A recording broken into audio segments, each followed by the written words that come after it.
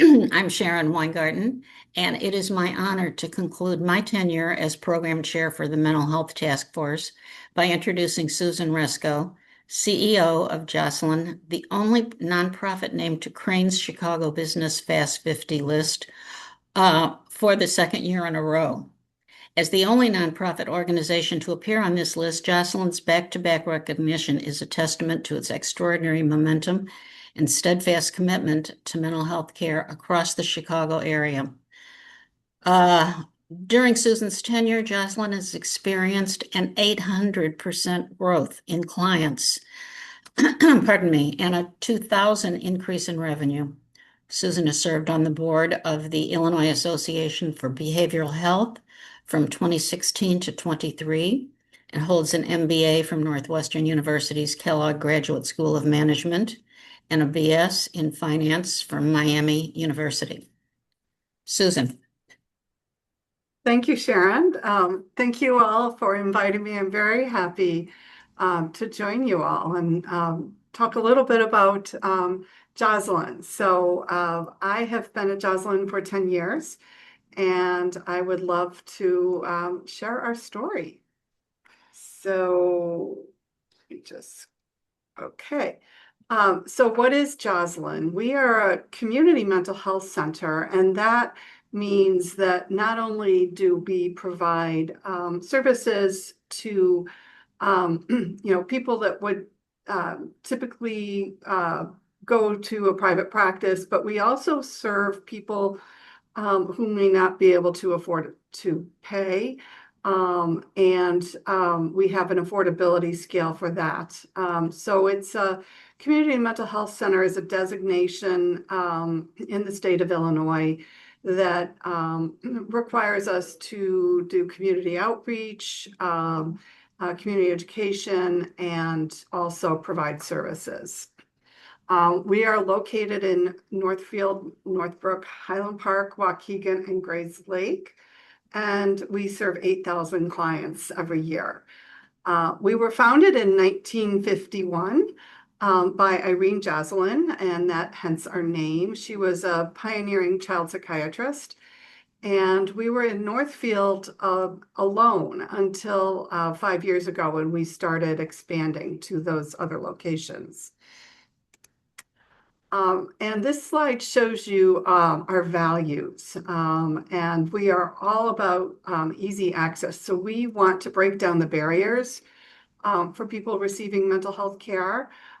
We also believe in encompassing services, so people do not have to go to one place for therapy, another place for psychiatry, another place for some specialized services.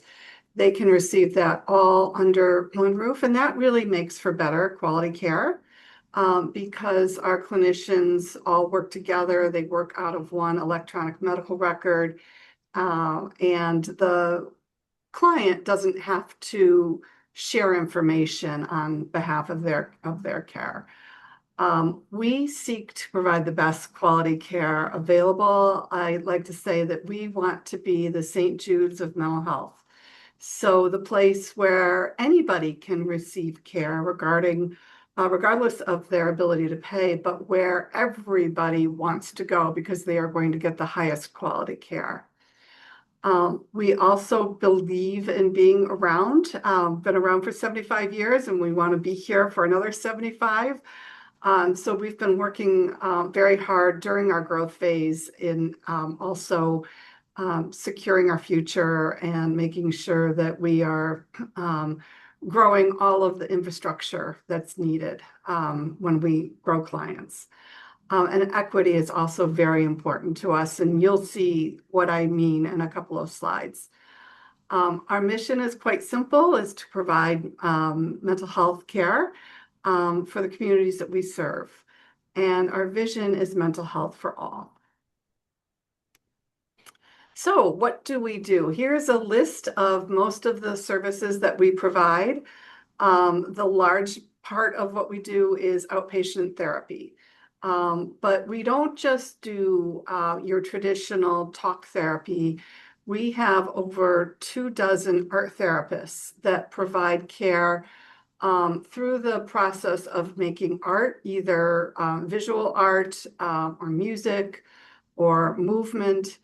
And a lot of, you've heard where your body holds a lot of emotions, or for art therapy, it's very difficult for young children to describe the difference between sad and mad, as an example.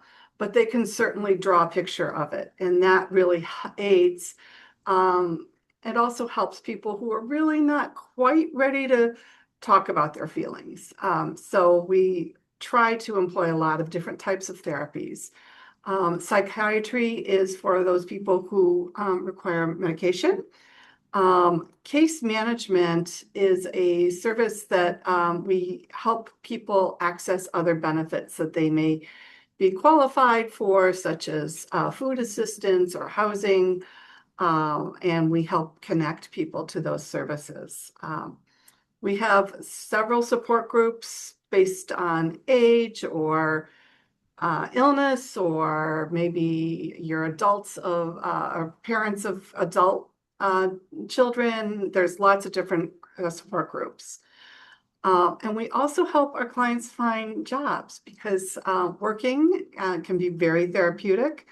And it is also a lot of times keeps people from achieving their illness really prevents them sometimes from working. And so we work with our clients to help them find jobs that may accommodate those symptoms. The one that I give an example of is, let's say that somebody's living with depression and it's very hard to get out of bed in the morning. Then we would help them find jobs that maybe start later in the day, as an example. We have a walk-in clinic, and the living room is also similar. So walk-in means you can just walk right in and start services immediately. And the living room is a non-clinical program for people who are experiencing a crisis and would typically go to the emergency room because they don't know where else to go. The living room is a therapeutic environment, and all people need to do is give their first name, and they can stay there for 17 hours a day. It's free of charge, and it's just an alternative to the hospital situation. We also have a number of specialized programs for children, after school services, a summer camp, and then we provide mental health first aid, which is, I call it the CPR for the brain. So it's a tutorial for people who are not instructed as a professional to understand the signs and symptoms of a mental health crisis and how to refer people to help. So this gives you just a snapshot of the relative weight of what we do. As you can see, the blue 70% is therapy, followed by psychiatry. Those are the two largest services that we provide, but then you can see some of the other specialized services make up, roughly 15% in total of what we do. And this shows you what types of people come to Josselyn. The vast majority receive Medicaid, but about 20% have private insurance like Blue Cross or Aetna or others. The self-pay represents people that may have a copay or deductible or don't have insurance. And again, we have an affordability program for those that qualify. And then we also have, we take Medicare as well.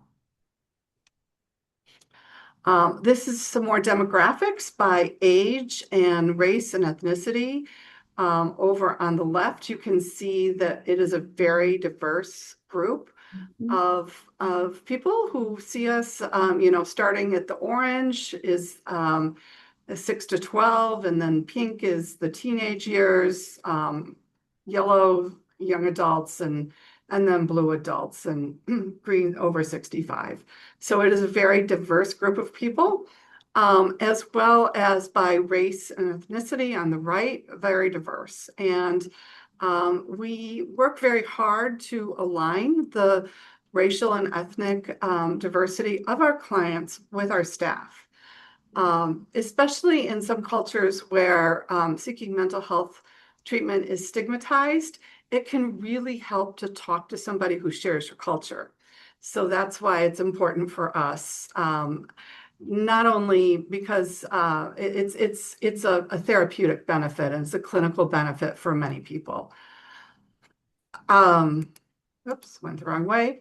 Just some more about our demographics. In addition to race, we also measure how many people, how many of our staff speak other languages. You can see here we have 87 staff members that speak Spanish, and then followed by Polish and some other languages. So we really do work hard for those people that don't speak English as their first language to provide services for everybody. We are accredited by 3 different entities. And so what this means is our clients get very good quality care. CARF is an international program, and they come in every 3 years, and they have about, I would say, over 2,000 standards. And they come in and they'll select a random several hundred, and then we need to show written conformance to those standards. Josselyn just passed our CARF accreditation this fall with flying colors. So the highest accreditation is a 3-year accreditation. We are also licensed by the state of Illinois. We have grants through the Illinois Department of Human Services. And then as a Medicaid provider, we are licensed through the Department of Healthcare and Family Services.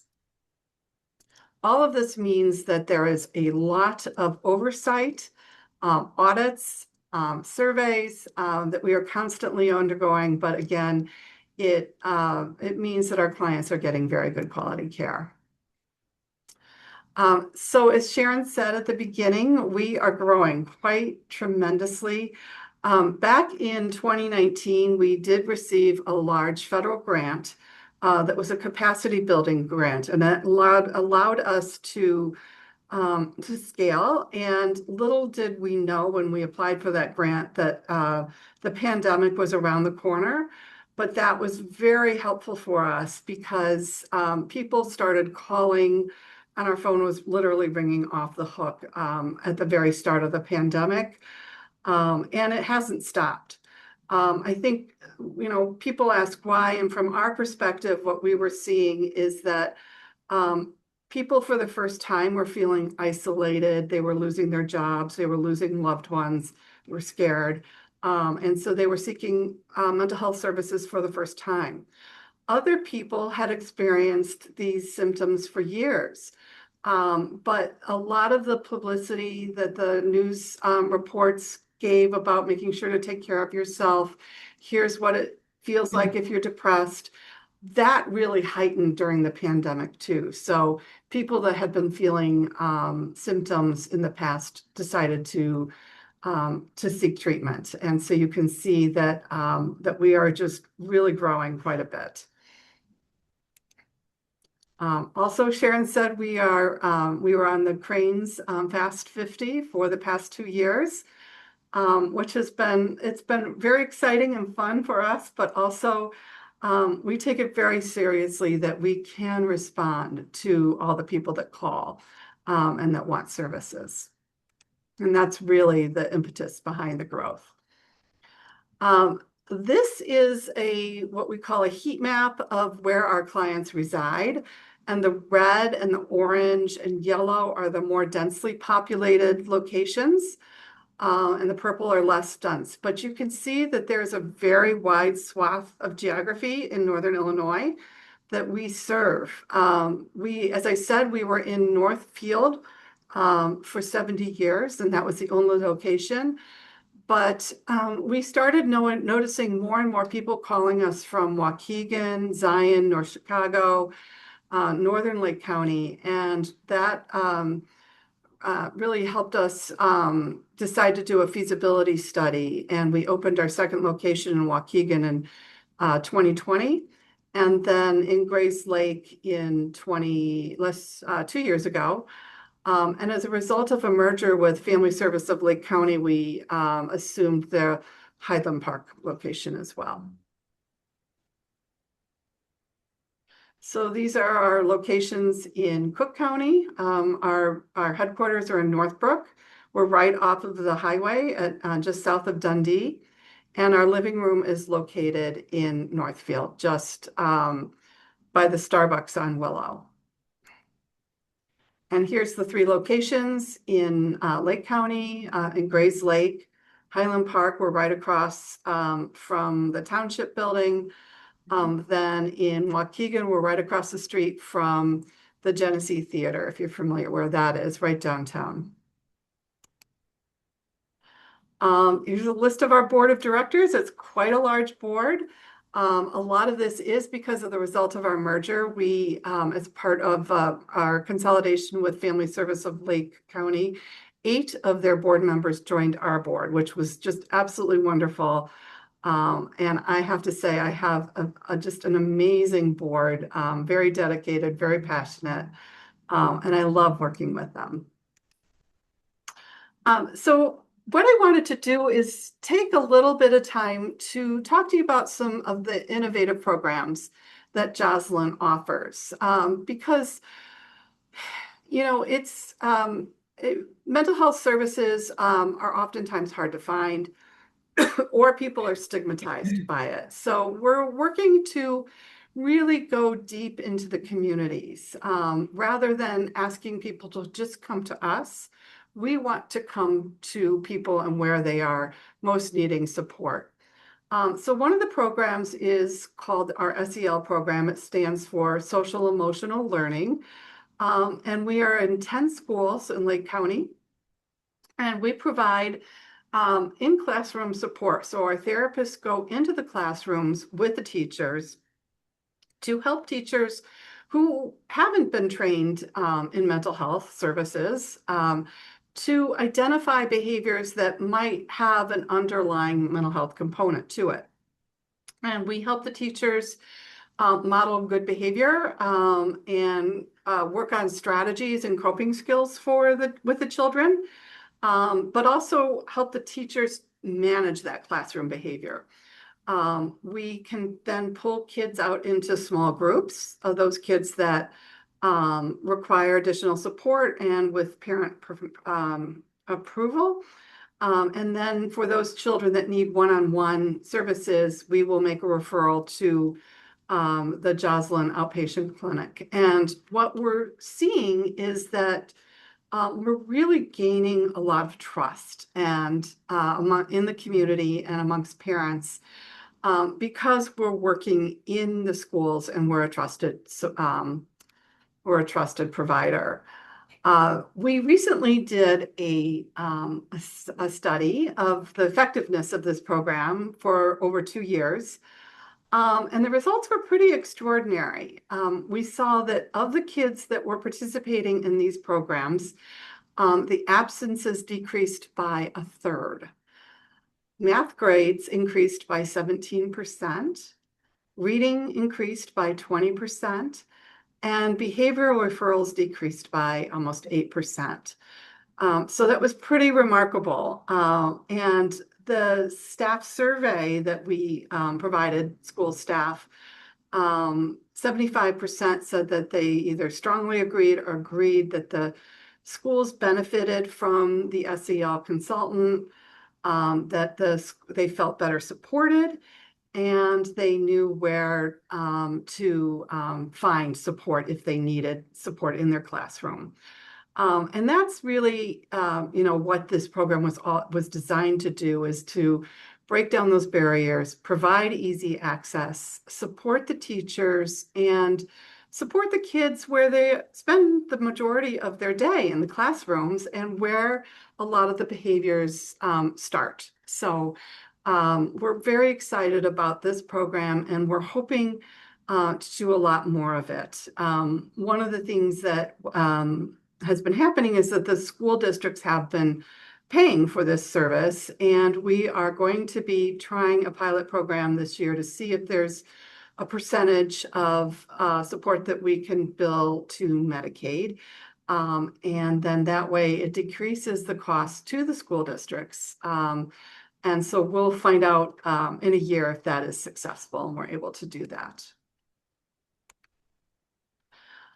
Another program that we have is with Northwestern Medicine. So we started this program with Northwestern Lake Forest Hospital back in 2019. And they came to us and said that they had experienced a 67% increase in emergency room patients with a mental health need. And so that's not just a trend, that's something that's going on. So they decided to try to figure out what they could do. And what they observed is that many of these people came to the ER several times a year. Again, not because they wanted to, or not because the ER was especially therapeutic. As anybody who's been there knows, it's not designed to be therapeutic. It's designed to triage and to save lives. But not really a place for therapy. So after a lengthy review, we started a care coordination with Northwestern Medicine in Lake Forest. And then as a result of that success, we moved that to their Grays Lake facility, both the ER and their primary care clinic there. And now we're working with the primary care clinic in Glenview.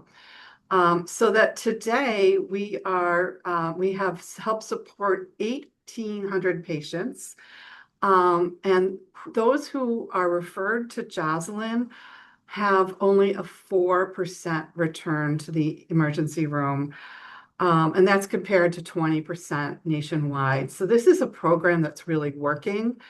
And it works because at the ER, they're not just giving somebody a slip of paper with a list of names of people to call. We actually, with their permission, will reach out to them, sometimes while they're still even in the emergency room. And there's a dedicated person that is whose sole task is to get these people engaged in therapy at Josselyn. It may be that they didn't know where to go, or they might have had a bad experience with the mental health community, or they may have experienced stigma. But for whatever reason, we try to break down those barriers. So this social worker that's assigned to one of these locations will call and set up an appointment, and then they'll call a couple of days ahead of time to make sure that that the client will have transportation. They'll call the day of, the morning of, we're looking forward to seeing you. And then immediately after their first appointment, again, call to say, what did you think of your therapist? Did you feel like that was somebody you were comfortable with? And if not, let's find somebody else for you. So it's a very, very warm handoff. But as you can see, it's really been working. And again, it's just another way that we try to get into the community and break down some barriers. So one of the things that I love to do in talking with people is to talk about how you can get involved with Josselyn. We are a nonprofit, and so we're always looking for people to volunteer. One way is to take a mental health first aid class. It is a really well done program. It's a few hours long, but after that, you will be able to better recognize the signs and symptoms of a mental health crisis. You will even be able to feel comfortable asking somebody, are you thinking of harming yourself, or do you have suicidal thoughts? That's not an easy thing to say, but we actually practice it in the class. And then another program that we have is for teens, and we teach it in schools. And we teach the kids how to make a list of trusted adults. So if one of their friends is experiencing a crisis, they know what to do. So if you're interested, you can reach out to Amy James. We have an auxiliary board, and we're always looking for new members. It's a very low commitment, but it's a lot of fun. And so if you're interested in that, please reach out to Joanna Sokoulis. And in this season of giving, especially tomorrow being Giving Tuesday, I would be remiss if I didn't say that we would welcome your donations. About 20% of our budget comes from philanthropic support, and the remainder comes from grants and insurance billing. So we are very, very grateful to those people in our community who support Josselyn. You can learn more at our website at josselyn.org. You can sign up for our biweekly newsletter if you want to just click that QR code, or you can just go to the website and sign up, or click that link. And I think the slides will be, or this will be distributed. So again, Josselyn believes in mental health for all. And I will stop there to answer any questions anybody has. I do see one question in the chat. So Greg is asking, are the SEL program improvements measured for the same people or compared year to year for a specific grade level, different kids? It was the same kids that were participating in the program. So, and that actually was done in 7 of the 10 different schools. The 3 others didn't have 2 years of service, so we only did that in 7 schools. Okay, Other questions? I have a question. Hi, Susan. My name is Hi. Ben Jagum. I'm in Highland Park Rotary Club, so not too far away from the Jocelyn location Yeah. there. So I thank you very much for presenting here today. And my question for you is, what do you know about the Rotary Youth programs that we offer in our district? Do you know anything about those? I don't actually. I'd love to learn more. Yes, so we have a couple different programs. So in high schools and colleges, we have uh, sponsored clubs called Interact for high school and then Rotaract for kind of the college and young professional class. But those are just opportunities for youth in our communities to engage in service work and work with our Rotary clubs on how to better connect with the community. Okay. So that's a program that we kind of offer. And, if there are areas that need help starting those clubs up, in Highland Park, our club is 100 students strong. So it's a really Wow. great opportunity. They've built something wonderful there. So whether it's bringing them in to talk to people about how to get that started, or I can also work with that as well on how to get clubs interested and really build up those programs for That the would be local great. students and youth. Um, Yeah. Other thing our Rotary Club offers, it's called our RILA Camp. So it's Rotary Youth Leadership Award Camp that happens where we sponsor high school students to go up to a camp on the weekend in Wisconsin, and they're doing like leadership development programs. So we bring in speakers, and they're doing team building activities.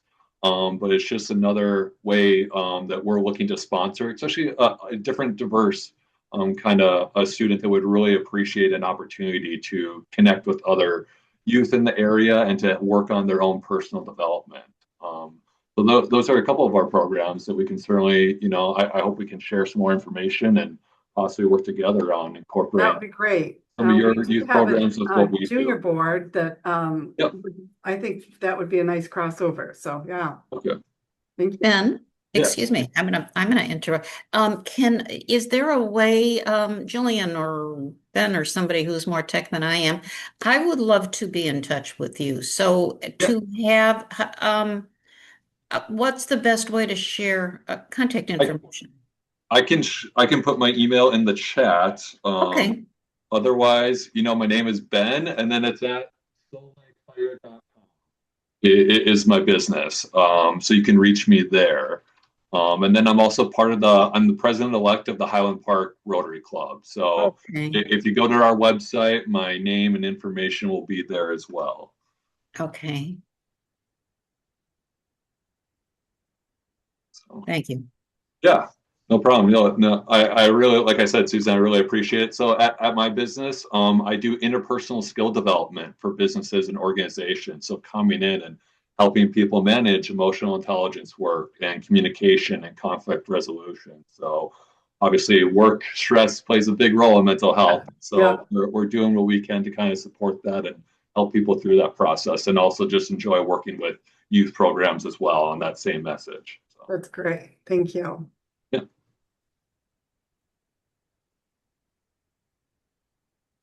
I have a question. Sure. Hi, sorry I joined in a tad late. So I'm curious about the kind of interactions that occur in the schools. So I'm assuming that mostly they're looking for signs that some of the students need assistance. But what about the really sort of like, I don't know, healthy children? How do you continue to improve their mental health or keep it from sliding down? Yeah, that's a great question. So, by working in the classroom, and bringing in skills, coping skills, so maybe a child's doing great, but they really haven't seen any adversity. They are learning these skills to manage their emotions, to be able to talk about their feelings. So when they do, and if they do experience a time in their life when things get pretty tough, they will be learning these coping skills right alongside their academics. Great. Thank you. Sure. I have another one, Susan. It's gonna save both you and me an after hours phone call. Um, when you said my name was familiar, I have been on the Mental Health Association, various board positions and so forth, and created a project that lasted 03, so we're 22 years. That has been an interesting suggestion. It might be of interest. That was what I was going to share with Ben. I don't want to spend your time telling about it, but we've got healthy kids who are going to high school who have been invited to write to one topic, and it's been the same topic every year. And it's an open-ended topic. We call it What I Wish You Knew.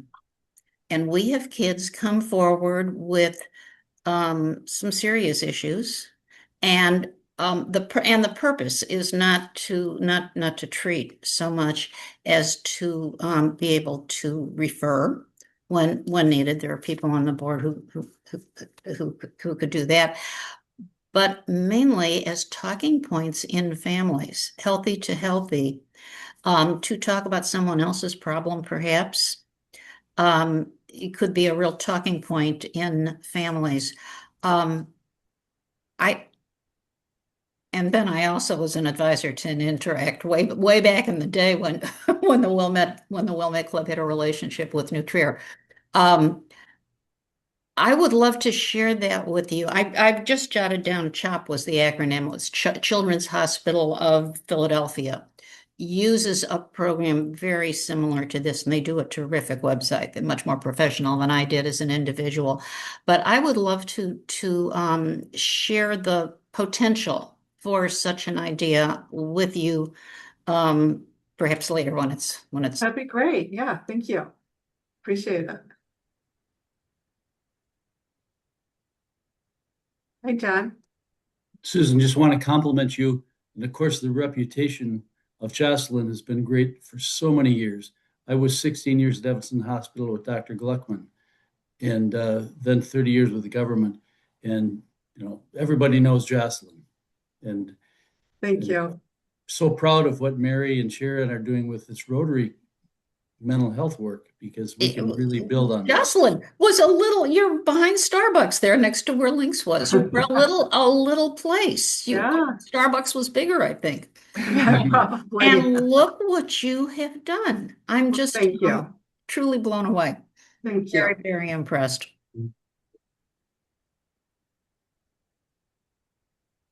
Is there a way, Mary's not asking it, so I will ask her favorite question. Is there a way, other than the mental health first aid, um, um, education, is there a way regular folks who have no background in psychology, psychiatry, or anything therapeutic, a way that they can help other than writing checks, other than making donations? Thanks, So we Mary. have had people that have helped with our supported employment program. It is a commitment though, because you work with the same people every week. There's a lot of training to go through background checks and things like that. But for those people that want to make a weekly commitment, we've certainly provided that training to and really helping people, research jobs, practice with resume development and answering questions. So that's been a way as well. Yeah.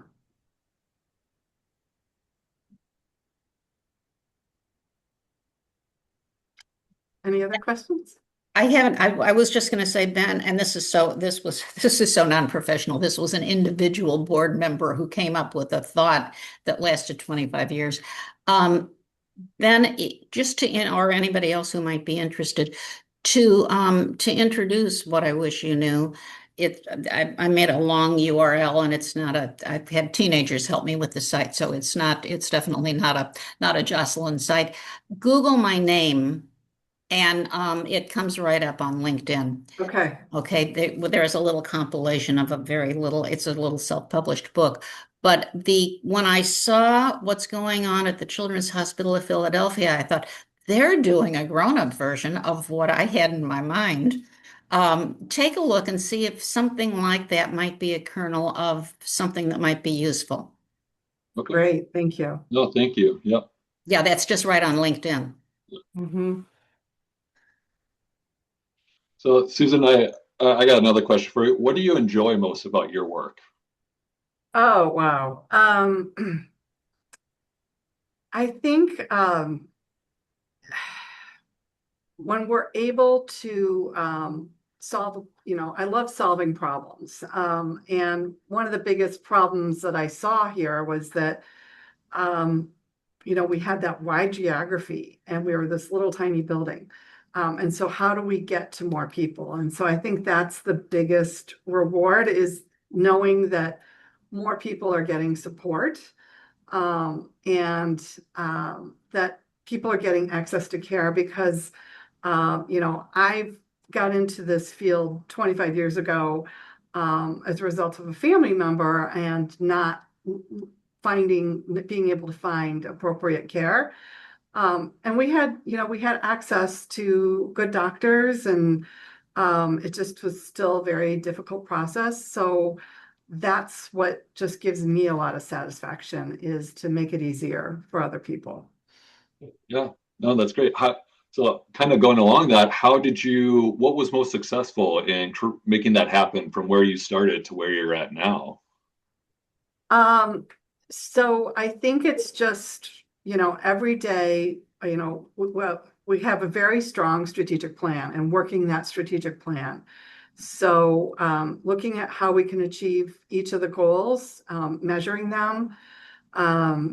We've made a lot of community partners, which I think is so important.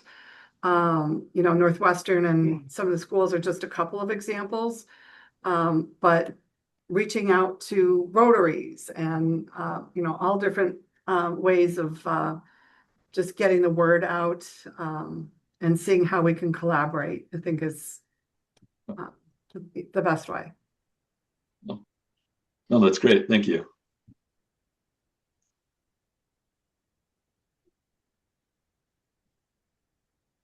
Any other questions? If there are no other questions, I'm just look at my clock and we have run over a little bit. But if there are other questions, we can be flexible. If not at this time, thank you, Susan. Well, thank you, Your Sharon. presentation was Thank wonderful. you, everybody.